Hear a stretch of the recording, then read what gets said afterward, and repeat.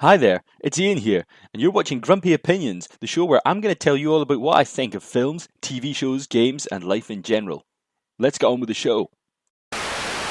Outlander is the show about Jamie and Claire Fraser, parents and pioneers over time and about 100 acres of American wilderness.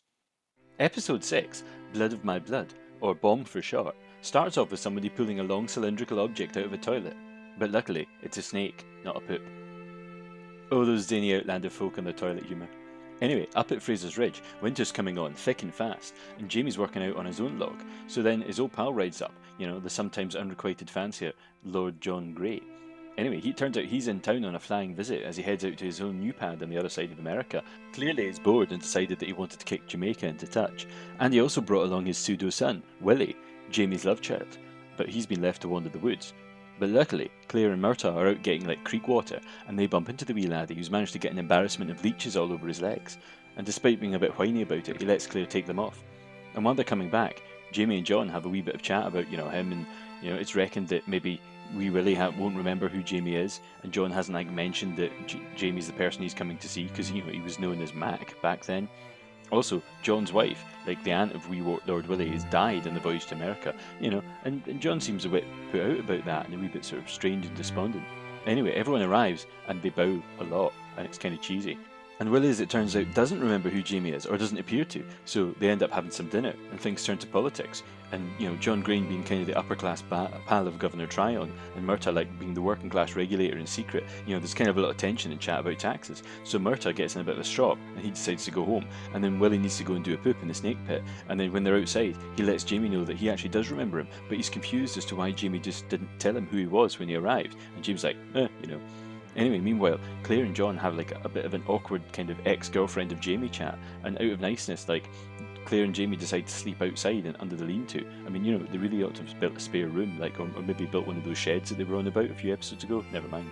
Anyway, Jamie's a bit all over the place emotionally because of Willie, but then he says bye to Murtagh after he lets him know about Willie's parentage, and then he plays chess a bit with Lord John, and then they both get a bit drunk.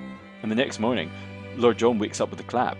With the measles, and Claire isn't happy about it because, that's bad news in those days. It could kill him, and it could be doubly fatal for wee Willie because he's only young, so it's kind of imperative that Jamie has him away from there as soon as possible till John gets past the contagious stage of the disease.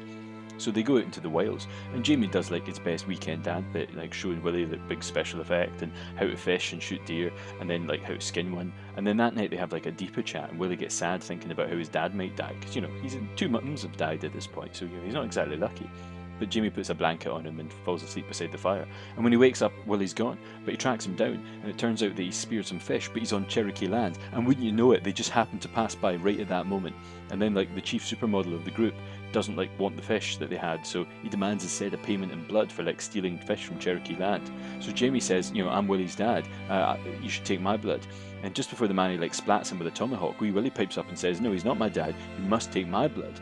So the Cherokee leader decides to nick Willie's hand a wee bit and says some stuff, and then they go away because frankly he's probably about as fed up with this kind of backward and forward farce as I was when I was watching it.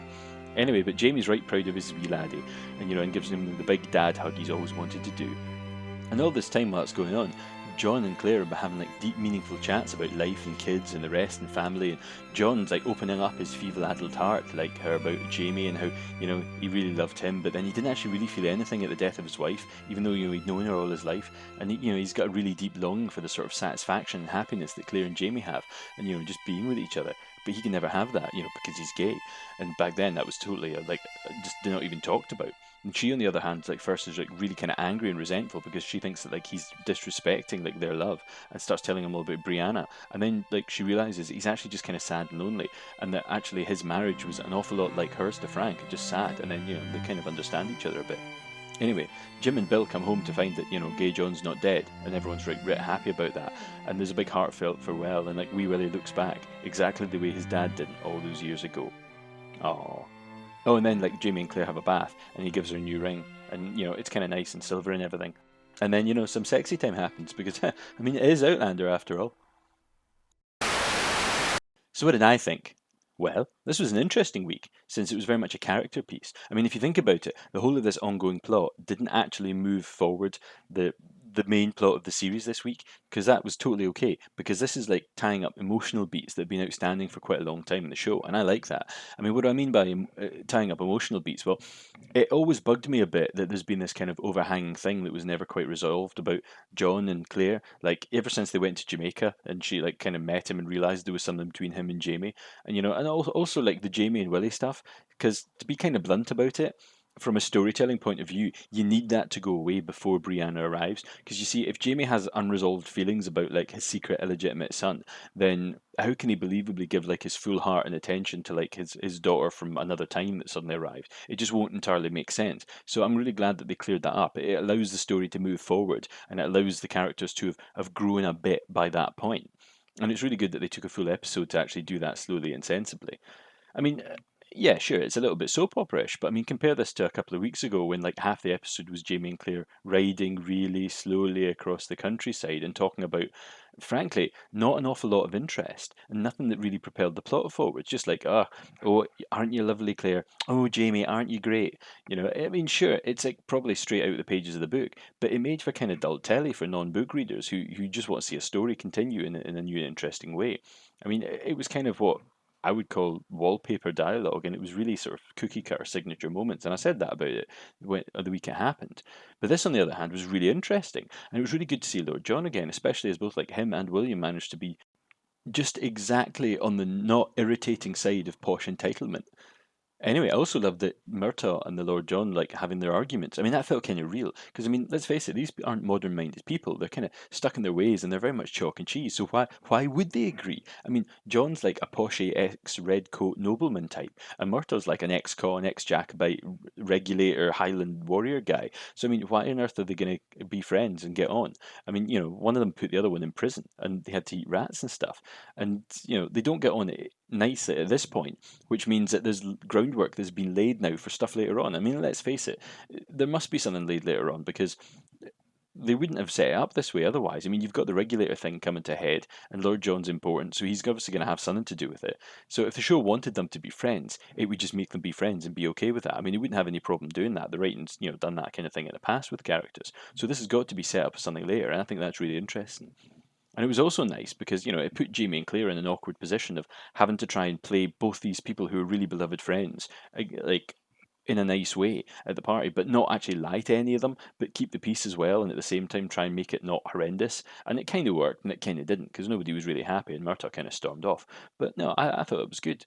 And I also really liked some of the wee touches. Like, I noticed something really interesting at the end, and that was the costumes on the Cherokee. I mean, they were good costumes, but I never really thought about them much. And I noticed, like, the boss guy in this had, like, a crucifix hanging from his ear.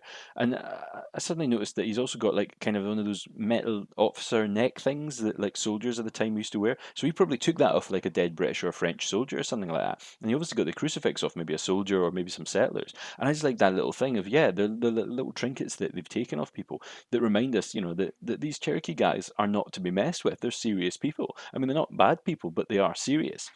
But that's what kind of brings up an interesting issue for me.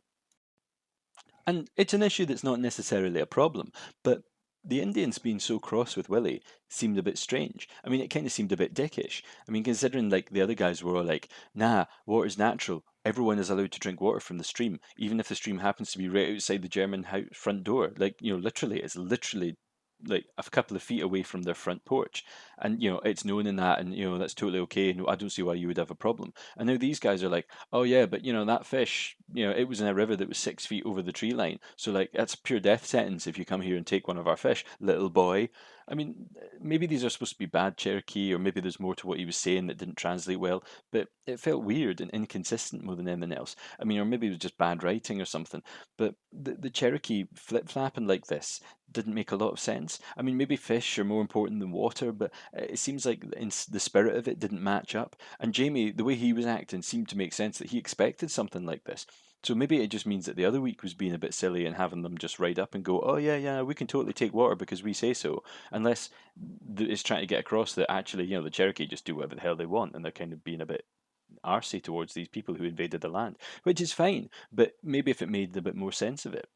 And another thing, this week, actually, the biggest problems I had tended to be on the technical side of things. Yeah, I mean, like straight off the bat, there was all this wobbly camera work at the beginning, at the bit beside the river. I mean, it just seemed really kind of a bit messy and horrible. And there was silly little things like Jamie specifically saying like to Wee Willie that he should angle up when he's skinning the deer, and then the actor totally just angles the knife down instead. I mean, it's a scene and they're actors and they're not really trying to like gut a deer and whatever, but it kind of struck a chord with me, and maybe that stuck in my head more because it put in mind of that scene in the first season of Game of Thrones where you first meet Tywin Lannister and he's literally just like skinning a deer on screen, and it looks amazing because he looks like he knows exactly what he's doing. And I'm in no way trying to compare this wee actor to somebody like, the guy who plays Tywin, because, I mean, let's face it, he's like a seasoned British actor. So, I mean, I'll cut him a bit slack. And he didn't do badly. And he did remind me an awful lot of the boy from the previous season. But, I mean, when it comes to Wee Willie, let's talk about some cheesy design and makeup and hair and stuff. Because I know everyone wears furs and stuff. And I know they tried to make him and Jamie wear something that was kind of a little bit similar. But why and how on earth did Willie come to have exactly the same haircut as Jamie? Like exactly the same haircut. Not just the same hair, like a similar wig, but like the same horrible bangs and ponytail thing. That they both look like a pair of like mid-90s white rappers who lost their baseball caps. I mean, clearly it's like an attempt to visually make them look similar so that you get that there's this familial relationship between them. But the whole clunkily way it was done just threw me totally out of it. I mean, I'm sure young Lord Fauntleroy Grey would have had hair like his fake dad did, all swept back and that, because that's the style for toffs in those days. But no, it just seems strange. Now, obviously, he just happened to pop into like the same sort of Wilmington, hairdressers as Jamie goes to every couple of weeks, or not. Also, when it came to like staging and blocking the episode, I mean, folk were in really weird places. Like some in context of when they were on and off screen. I mean, it was really bad for that. I mean, they clearly wanted to like do little wee story worlds at different times so they could have various characters talking to each other one place or another. But actually, before like Big John came down with the measles and they had to all go their separate ways. I mean, folk were just hanging out, but they were only feet away from each other, and it seemed a bit weird. I mean, like the scene where Jamie like, goes outside with Willie and to go to the toilet, but then it cuts back to like Claire and Lord John, and they have a really long chat. So I mean, what's Jamie doing? Is he listening to like his straining son on the toilet and giving him advice, about eating more fibre and maybe handing him more toilet paper or something? Because that seemed to go on a long time, and that was all I could think about was, but isn't he still going to the toilet? How long is it taking him? And like, and where was Murtagh at that point? Because he'd stormed off outside, but he just disappeared. And then like when where was Claire when Jamie and John were playing whiskey chess? I mean, I presume she was asleep outside, but it's cold outside. Surely she would have stayed inside where it's warm until the last minute possible and then gone to bed at the same time as Jamie. But, that wouldn't have suited the little, private dialogue scenes. Another thing is everyone seemed to be selectively deaf this week. I mean, look at the bit where Murtagh and Jamie are like talking about Willie and the regulators and everything. They're literally on the other side of the wall from the house. That's a 2-inch wooden wall. We saw them building the house the other day. I mean, that's like a shed. Have you ever been inside the shed and had somebody talking outside it, like literally on the other side of the wall? Not only can you hear them talking, you can hear them breathing on the other side of the wall, and then they're sitting there talking big secrets using outside voices, and nobody can hear them. And then like 5 minutes later in the show, Jamie and Claire are having this big conversation about how ill Lord John is, while he's literally sitting in a chair 3 feet away. But of course, he doesn't heal because having a cold makes him deaf or something, maybe. Anyway, also the contagion factor. Like, I mean, I'm fully on board with the idea that Willie somehow didn't get like the illness because maybe he wasn't that close to his dad or he didn't interact with whoever it was who was ill back at the creek. But Jamie was like riding out in exactly the same clothes he was sitting playing chess and drinking with Lord John in, and maybe it was like the English properness, meaning that nobody had like touched or hugged anybody. But maybe that was what all the bowing was about. But I mean, can't we presume that the that maybe like they got rid of and like burned all the sheets and everything? Well, you got a problem with that? Oh, no, I ain't got no problem with it. If you ain't got no problem with burning the bed, the sheets, the pillowcases, everything else. Trish. Anyway, at the end, Willie hugs his dad. Like, I mean, he might not be contagious, but did they wash the clothes? Have his clothes been cleaned? I mean, a wooden doll was enough to kill a whole family of Germans last week. So, honestly, sometimes I despair, I really do. Anyway, but all in all, this was actually a pretty good week this week. I really enjoyed the episode. I mean, a few little technical things and things that bugged me, but generally, pretty good episode. Can't wait for next week. So, till next time, I've been Ian, and these have been my grumpy opinions.